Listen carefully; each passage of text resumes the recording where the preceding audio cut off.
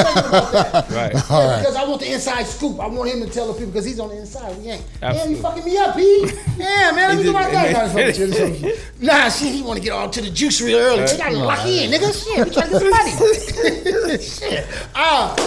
So your first fight, you won, but you lost. Right. And it riled your confidence a little bit, but you jumped in there 30 days later. Like, champ, nigga, that's what you do. Right. So your second fight was a win. I started continue to win from on and on. I began to win, and man, it definitely put me. It gave me mad confidence, and I started knocking them out though. Really, I'm just like I can't leave it up to the refs. You know what I mean? I can't leave it up to the judges. So like I was going in there with like mean intent. So you know, with a knockout, they can't be disputed. So for the most part, so I literally my mindset was to go in there and try to conquer and do what I can do to win. Your career went fast though, like notoriety in my opinion. Right. Like when ring boxing, and then ring boxing, like his shit. I'm like, oh shit, ring on ESPN. Right. You know what I'm saying? And so you learned about the business of boxing early, right? Because they stole a win. Right. Now I want to tell you from the perspective I seen it happen. I'm watching the fight. I don't know who it was.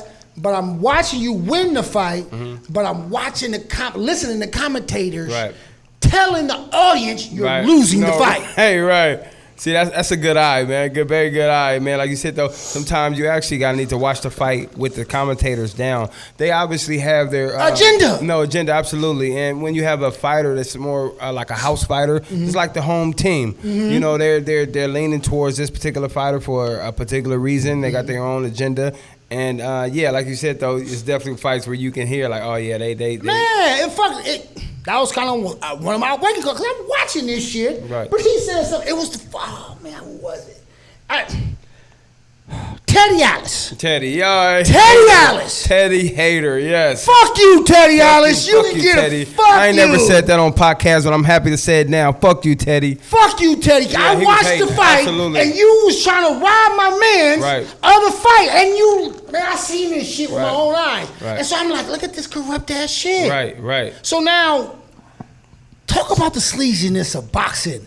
As far as the promoter side, like the promoter being sleazy and the backdoor deals and the no health insurance for boxers. You on your own or you get in the box. No. If you don't rock with us, you ain't getting in. Right. So give it a game. Yeah, man, it's definitely a grimy, slimy sport. For the most part, you got, as you said, the promoters. For one, if you're not the promoter's fighter, you're not only fighting your opponent, you're fighting the judges and you're fighting the ref also. So they do sly shit. For instance, it was fights where I was supposed to be fighting within an hour, and then they came. So which means I'm gonna start warming up within like 20, 30 minutes beforehand.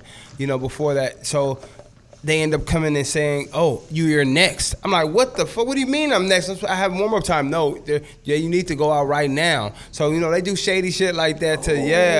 So for instance, that's just one thing, or have it to where they'll have, for instance, say if you had, like I said, even with the refs, sometimes they can have a ref kind of sweating you, too much, calling calling kind of bad shit for the most part, breaking you at times where they shouldn't be breaking you, what I mean? Yeah, I mean, just to give you an example, like, shouts out to Floyd Mayweather, the GOAT, but, you look at him and, if you notice, he only puts in there Kenny Bailiffs.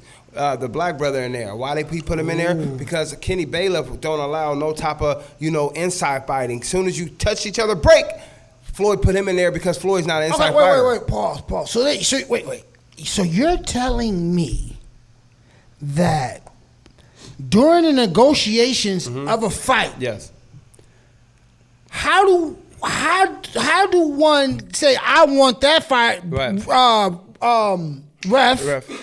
And the other guy just got to take it. Right. Well, somebody like Floyd Mayweather, he calls all the shots. But in a case like mine, depending on if I was going against the house fighter, the promoter is going to bring a ref and judges that's ideal, have the same ideas that he having, or ideally that's going to rock with him. And for instance, they get the say, for instance, if I'm a runner, if I like to move around the ring, and I'm a main event, the promoter's going to make sure I get a small ring, so I'm not moving so much, you know, because you can have about 3 different size rings, and you can have a small one, then you can have a huge one. So a lot of times you'll see that in negotiation, like, why did he put a big ring? Because this guy's a mover. Or why did he pick a small ring? Because this my guy's a hitter, so I don't want this guy running around the ring. So we need to catch him. So we gonna put a small ring in there on his ass. I'ma do it like a motherfucking boss, like I'ma do it like a motherfucking boss for real, and I'ma do it like a motherfucking